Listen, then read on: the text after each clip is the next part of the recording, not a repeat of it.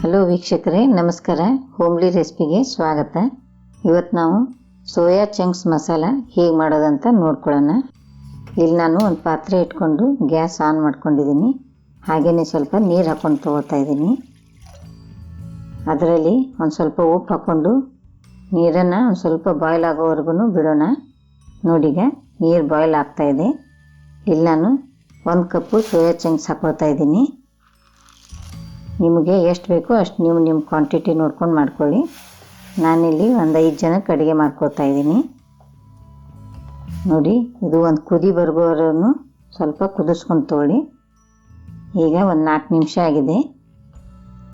ಕೈಯಲ್ಲಿ ಸ್ವಲ್ಪ ಒತ್ತಿ ನೋಡಿದರೆ ಸ್ಪಾಂಜಿ ಆಗಿರಬೇಕು, ಆ ಥರ ಕುದಿಸ್ಕೊಂಡು ತೊಗೊಳ್ಳಿ.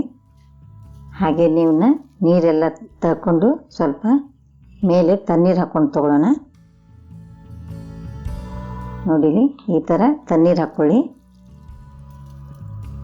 ಸೋಯಾ ಚಂಕ್ಸು ಹೆಲ್ತಿಗೆ ತುಂಬಾ ಆರೋಗ್ಯಕರವಾದ ರೆಸಿಪಿ. ಇಲ್ಲಿ ನಾನು ಒಂದು ಕಡಾಯಿ ಇಟ್ಕೊಂಡು 4 ಟೇಬಲ್ ಸ್ಪೂನು ಎಣ್ಣೆ ಹಾಕ್ಕೊಳ್ತಾ ಇದ್ದೀನಿ. ಇದಕ್ಕೊಂದು ಸ್ವಲ್ಪ ಎಣ್ಣೆ ಜಾಸ್ತಿನೇ ಬೇಕು. ಹಾಗೆಯೇ ಇಲ್ಲಿ ಜೀರಿಗೆ ಹಾಕ್ಕೊಂಡು ತೊಗೊಳ್ತಾ ಇದ್ದೀನಿ, 1 ಟೇಬಲ್ ಸ್ಪೂನು. ಅದರಲ್ಲಿ 1-2 ಈರುಳ್ಳಿನ ಸಣ್ಣದಾಗಿ ಕಟ್ ಮಾಡ್ಕೊಂಡು ಹಾಕ್ಕೊಳ್ತಾ ಇದ್ದೀನಿ. ನೋಡಿ, ಈರುಳ್ಳಿನ ಚೆನ್ನಾಗಿ ಬ್ರೌನ್ ಆಗೋವರೆಗೂ ಹುರ್ಕೊಂಡು ತೊಗೊಳ್ಳಿ.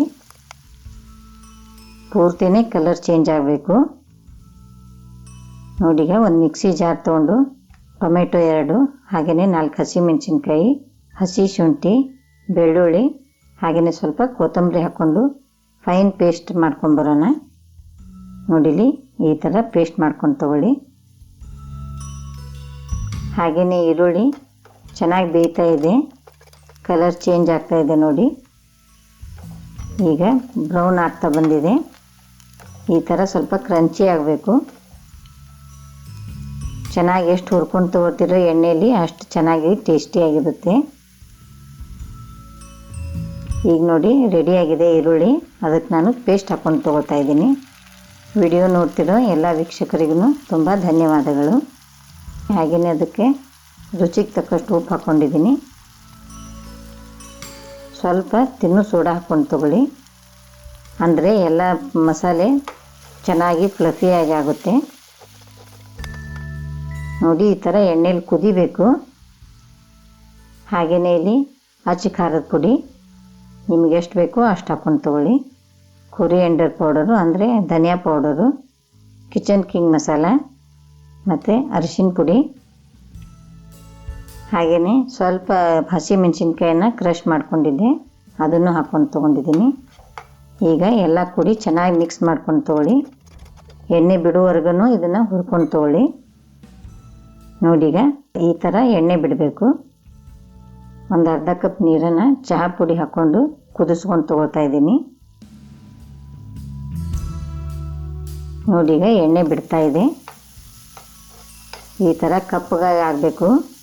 ಎಲ್ಲ ಗ್ರೇವಿ ಚೆನ್ನಾಗಿ ಎಣ್ಣೆಯಲ್ಲಿ ಕುದಿಬೇಕು. ಅಂದ್ರೇ ಮುಂದೆ ನಮ್ಮ ಪಲ್ಯ ಚೆನ್ನಾಗಾಗುತ್ತೆ, ಟೇಸ್ಟಿಯಾಗಿ ಆಗುತ್ತೆ.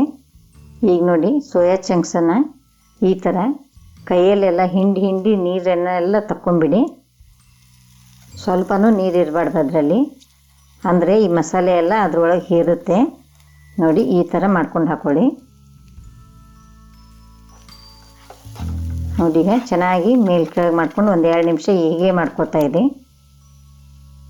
ಹಾಗೆಯೇ ಇಲ್ಲಿ ಸ್ವಲ್ಪ ಕಸೂರಿ ಮೇಥಿ ಹಾಕ್ಕೊಂಡು ತೊಗೊಳ್ತಾ ಇದ್ದೀನಿ. ಹಾಗೆ 1 ಟೇಬಲ್ ಸ್ಪೂನು ಗರಂ ಮಸಾಲ ಹಾಕ್ಕೊಂಡು ತೊಗೊಳ್ಳಿ.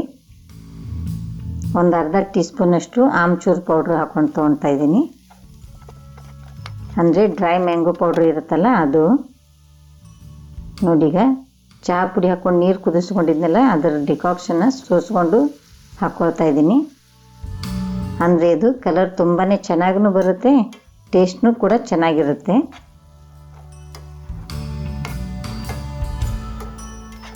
ನೋಡೀಗ ರೆಡಿ ಆಗ್ತಾ ಇದೆ. ಎಷ್ಟು ಚೆನ್ನಾಗಿ ಕಾಣಿಸ್ತಾ ಇದೆ ನೋಡಿ.